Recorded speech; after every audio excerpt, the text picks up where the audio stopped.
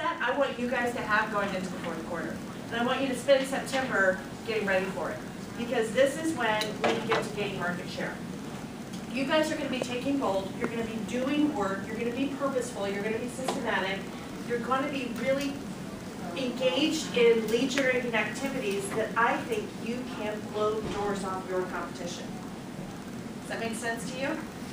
So if we're walking around the hall and you see this, that's what it means. I gotta put up a gray t-shirt or something for it. I can help. I'll make a t-shirt. Oh God, no. No, I'm sorry, thank you for volunteering. I'll let it run past the clothing committee and see if that you got, We can make it Metro Farmer. do we have what we need? We ready? Oh yeah. You talking to me? Yes, I'm talking Alright, to you. cool. Yep. Alright, you ready? I'm ready. Karen oh, Allen? God, I'm impressed. No, they're right there.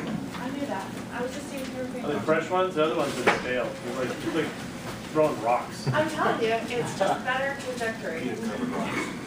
Karen Allen, Nate Bear, Les Bailey, Robert Bassett, Scott Blair, Carl Brent, Kristen Cole a couple of times, Erica Coles, Brandon Kroom, holy moly, Kevin Cross, Stephen Day, Matt Dimmick, more Matt Dimmick, Kira Dreyer, Ed Erickson, Rana, Patty Kapinski, Kelly Harris, Quake Hayden. Patty Kapinski capped and then closed it down like a $19,000 check. I was so excited for her. She got all of it. Kelly Harris, Quake Hayden, Liz Hockendahl, Benjamin Hornack, Vicki Hudson, Patrick James, Tim Kelly, Michael King, Kimberly Kachowski, formerly Anderson, Lindsay Larson, Christina Lean, Joe Lowndes, Patty Lucas, Amy, Mackie Hornack, what? Karen McMaster, Reed Moore, Kareem Muir, Debbie Muma, Brock Murray, Holly Meyer, Stephen Ollendorf.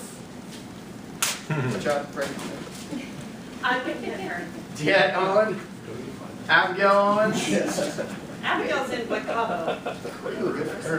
Yeah. Amy Peltier, Brandy Pennington, Carrie Perkins, Brittany Radford, Chris Rakoff, Janelle Roberts, Jonathan Rodriguez, Hope Russo, Sarah, nope, Diane Shearer, Brian Sherburne, Jennifer Stallcup, Caroline Striano, Derek Suter, Christy Tanner, Ryan Tolson, Jason Trout, Tara Van Orsdale, Randy Wagner, Dar Walton, and Dan Wolf. So next week, you guys have to make sure you are here because we are going to go over the Market Center statistics for the month of, what month were we just in, August? The month of August. And I have to tell you, it will blow your mind what you guys have done. It is insane. I'll tell you this, this is one thing. I'll tell you just one thing. So what does GCI stand for? Right. That's what you make, right? Yes. GCI is what you guys make. We're still counting because we've got today left, but I can tell you that it's so awesome that in your business every month, I hope that you are looking at your numbers at the beginning of the month and saying, this is what has to happen. I need this many appointments, I need this many contacts, I need this many listings, I need this many buyers, whatever that number is, because all of you run a different business. But I hope that you've got that tracked, and I need to make X amount of dollars, right? We do the same thing in the Market Center. I have about 16 categories that I track, and I set goals for this is what we need to hit. One of them, and I think one of the most important ones, is GCI. In other words, how much money are you making? That's what I want to see. We've never broken $2 million. We've never paid out more than $2 million in GCI. In a month. In a month. And we did this month. And we're still running checks. $2 million. So you guys will have made more than $2 million in commission in the month of August. Which is, so Casey, how's that? How are your fingers? That's a lot of checks that you've been cutting. Yeah. So that's just insane, and there's so much more, and it just tells me that you guys are doing the work, because the results are coming up. Well, I mean, that's the question I ask is, are you getting your fair share? Unfair share, sorry. And fair share of the $2 million. And understand that what you do today pays in 90. Yep. So again, you may not think, you're like, fourth quarter, but you really got to hit it now because right now. Listen, you start lead generating, you start doing it in November, it's not going to happen this year. It's No, gonna be absolutely. it's gonna be a lame. Yeah, if your expectation is, oh, I'm gonna get started now and I'm gonna make money now, then you're crazy. It's not gonna happen. I mean, that's just not the way it works. You're not gonna get 10 cash buyers. I mean, I hope you do, and I'll celebrate with you forever if you walk in the door and you have several cash buyers that are gonna close in a week. That's awesome, and that's not probably what's gonna happen. What you have to do right now is set the stage for the next 45, 60, 90, 120 days. January, I hate to say it, trust me, I like winter as little as everybody else does. January is not far away. And January is typically when the market slows way, way, way down. So that being said, who's going to Bolt? Okay, that being said, who is registered for Bolt? I know you are. Okay, so I'm going to be your team leader and have a servant's heart, and I'm going to register you when we leave here, so I need to know, who do I need to register? You? My name on the sign, I Okay, haven't no, had but it. you haven't registered, right? Lisa, who else? Nate, This is called accountability. Heather Powell, Just FYI. Mike. Okay. Ollendorf times 2. Is this just for the first step? Mhm. Carry to Anybody else I missed? Did I miss Mary Jo? No. Okay, thank you. All right, perfect. We'll make sure to get you guys signed up. I'm telling you that I just think that having that accountability in the fourth quarter is going to be a total game changer for you for 2013. I really do. Okay, anything you Well, want to hit on before I get Yeah, started? just one Please. thing real quick.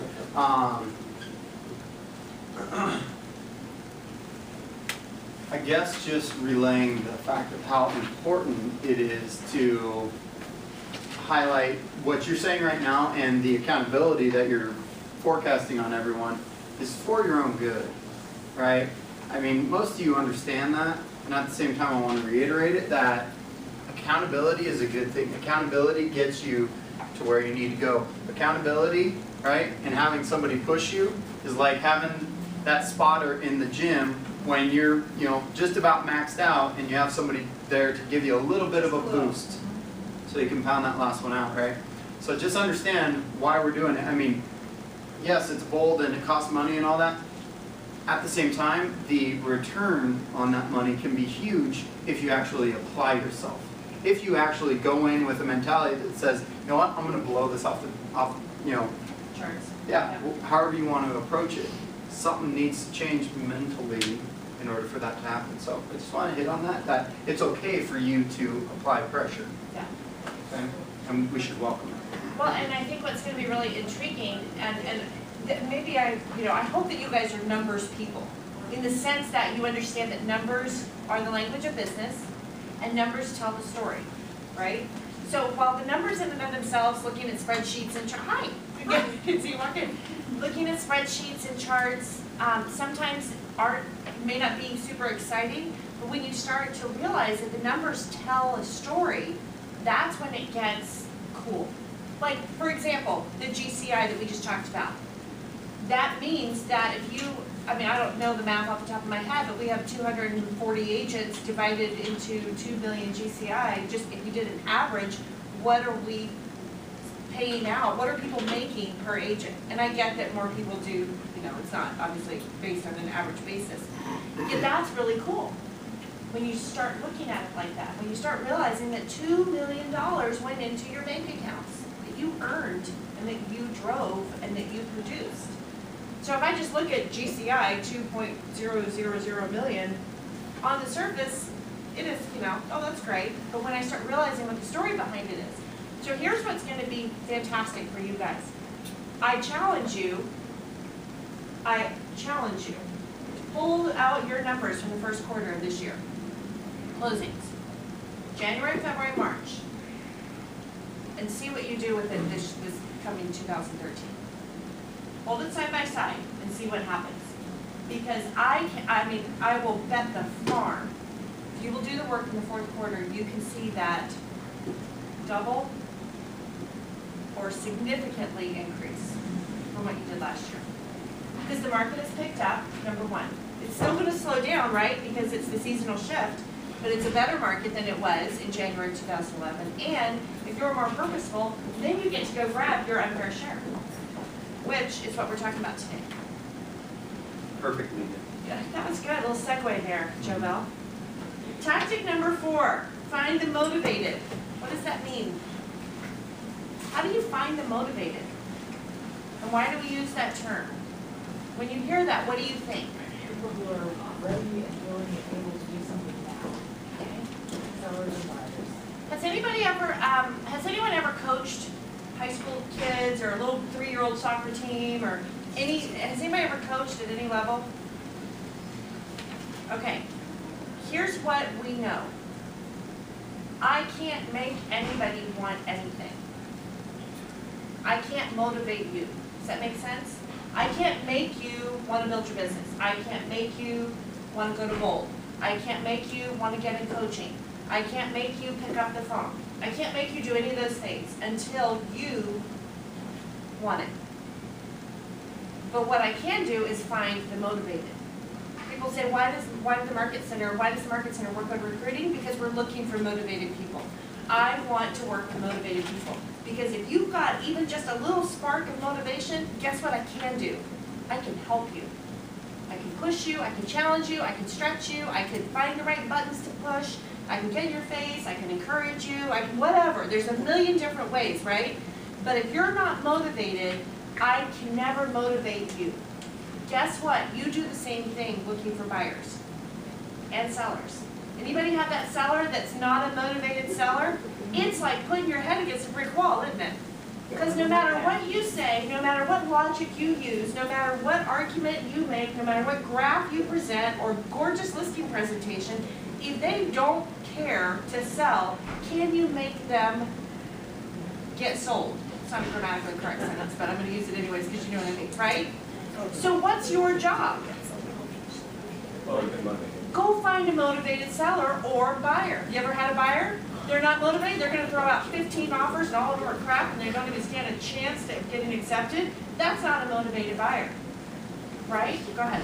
I'm going to say the analogy, of course, people say is you can lead a horse to the water, but you can't make it drink. And of course, my response is find thirsty horses. Exactly. That's what we do. We go find thirsty horses. Yes. I just had a really, really interesting experience last week with a very well-known agent in town.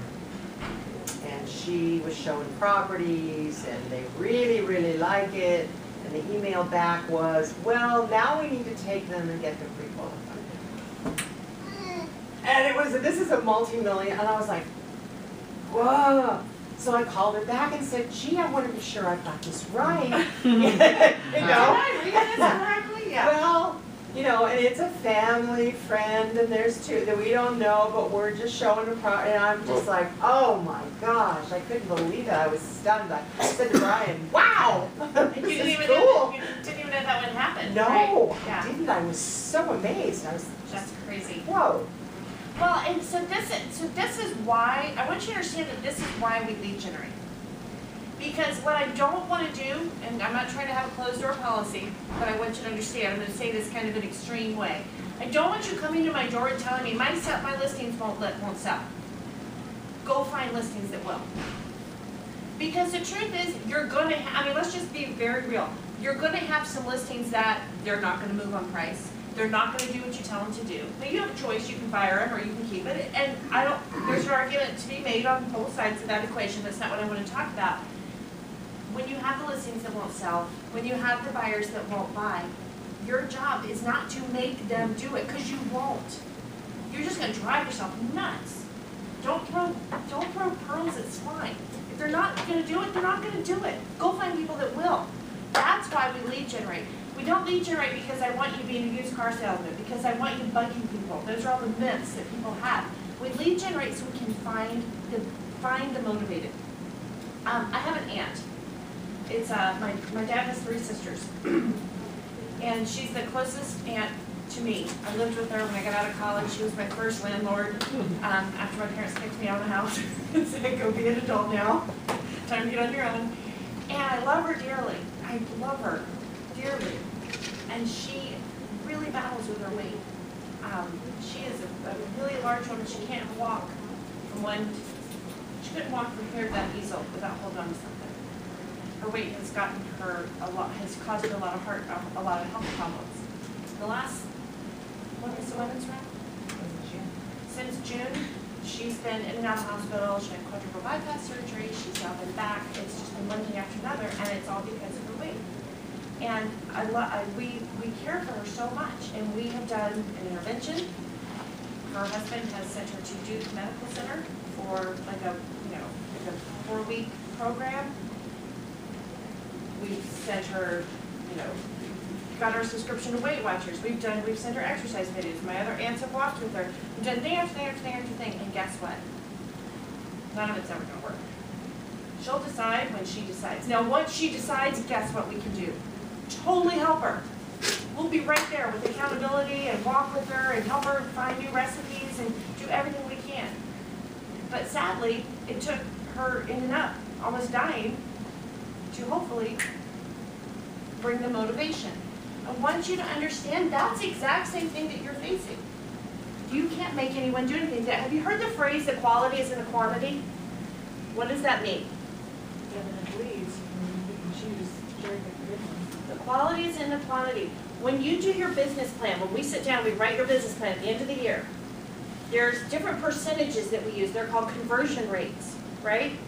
We know that for every 10 appointments you go on, Christina, for every 10 listing appointments you go on, how many will list with you? For every 10. So she has a 90% conversion rate, and you know your numbers. For every buyer that you meet with in a buyer consultation, how many will list with you, the buyers?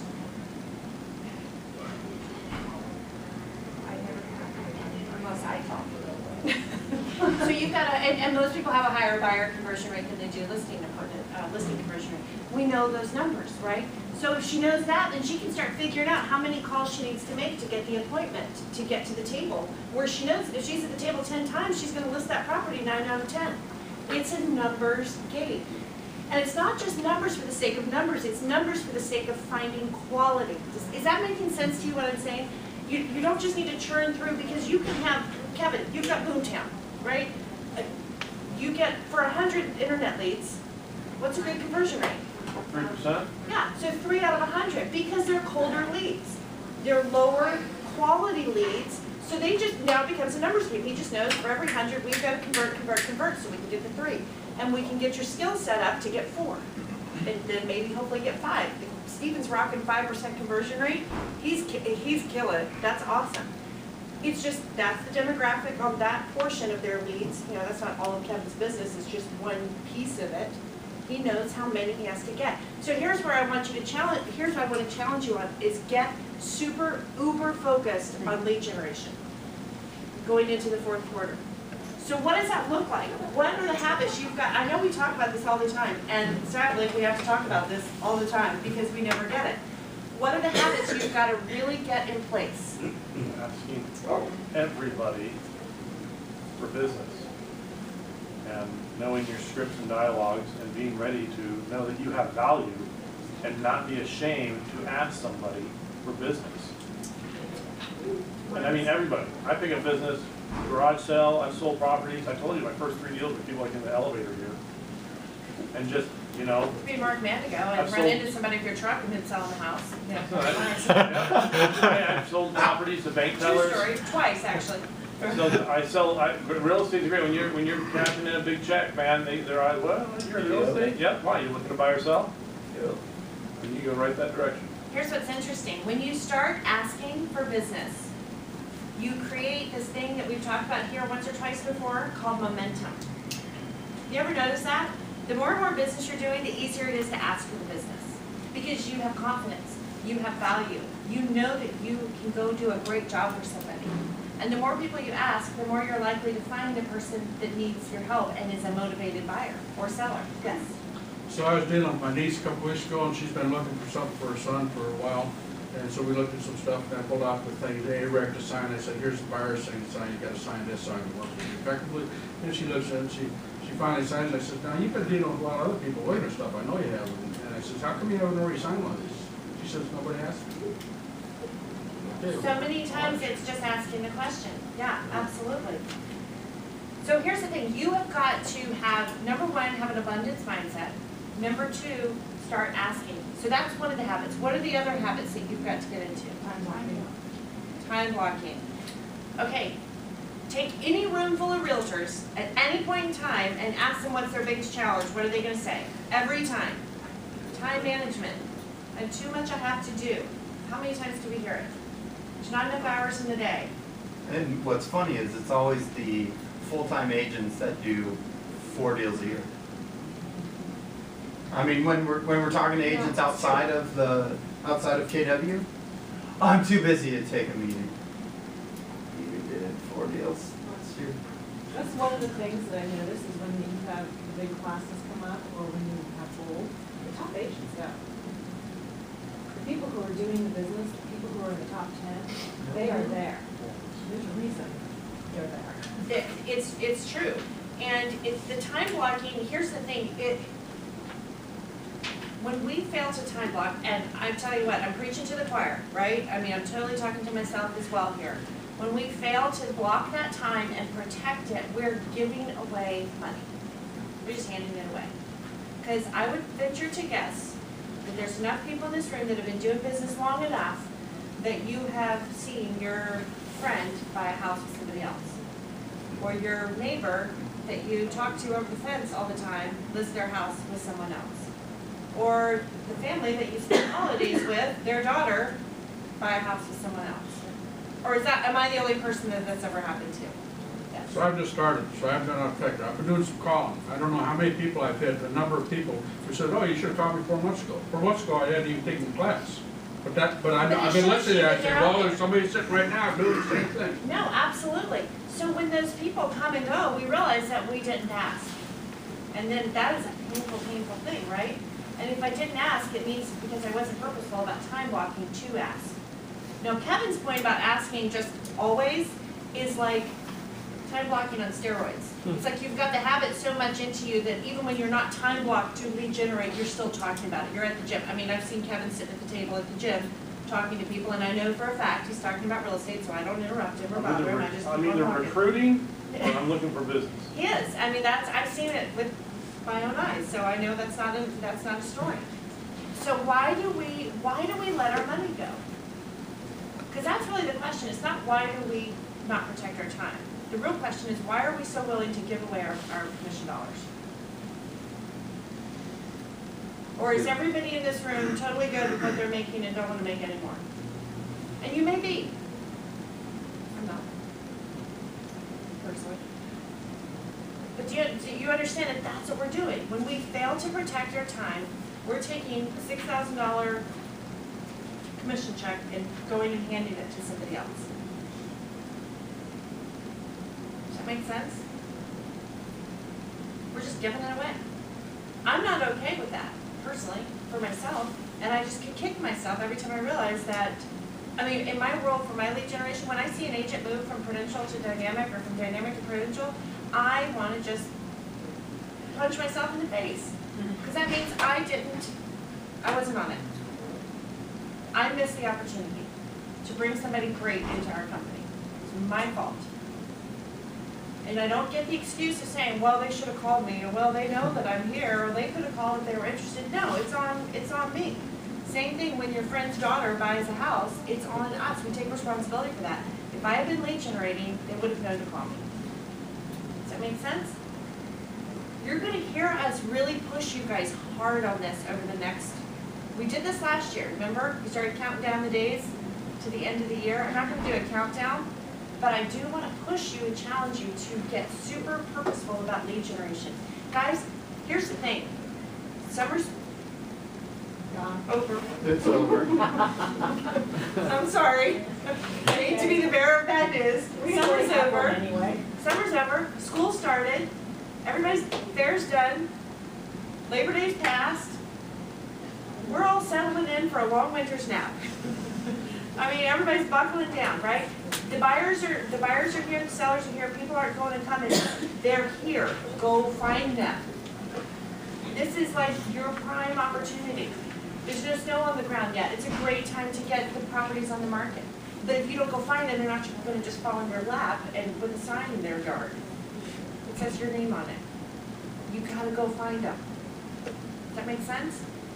Well, and also, understand that the inventory reduces in wintertime. So the more listings you have means you own a larger share of the market because the pie is smaller.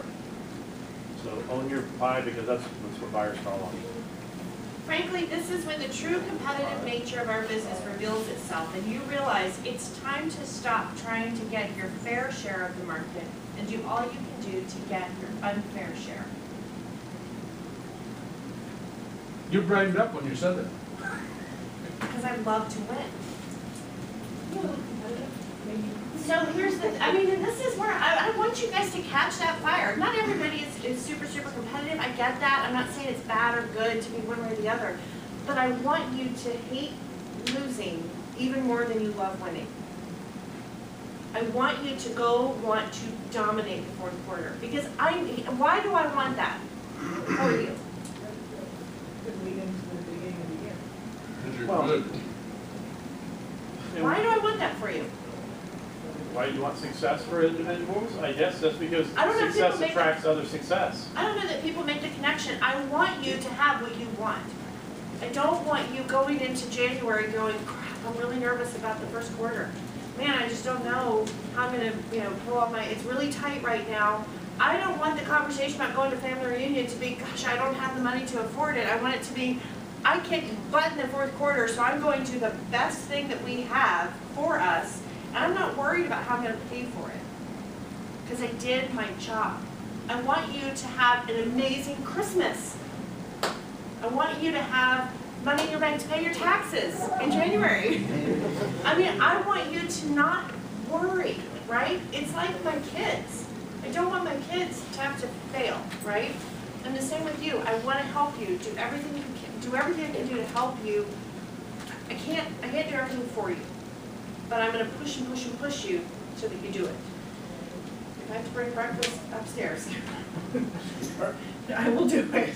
Go ahead. Have you guys heard the story about Toyota when GM was going through their bankruptcy and how they got engaged in trying to save GM? And Toyota actually sent over a team to look at GM structures and actually help them resolve their issues.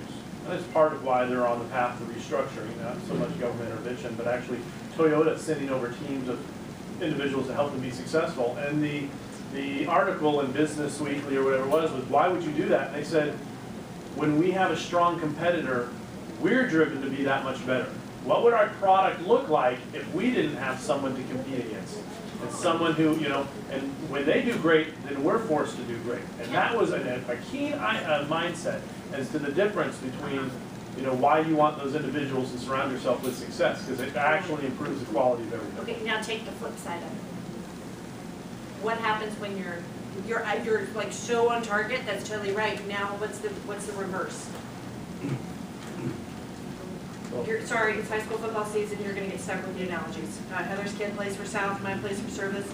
Here's the thing that we know: South and Service high school football teams, both of them, have cheese ball easy schedules. First 4 games, they play easy team, easy team, easy team, easy team. What happens when you play to a team way beneath you? You become complacent. You play at that level. Yep. You almost can't help it. It's like fighting gravity. You just do. It's why we tell you, you are going to be the sum total of who you surround yourself with. Because you're going to play to that level.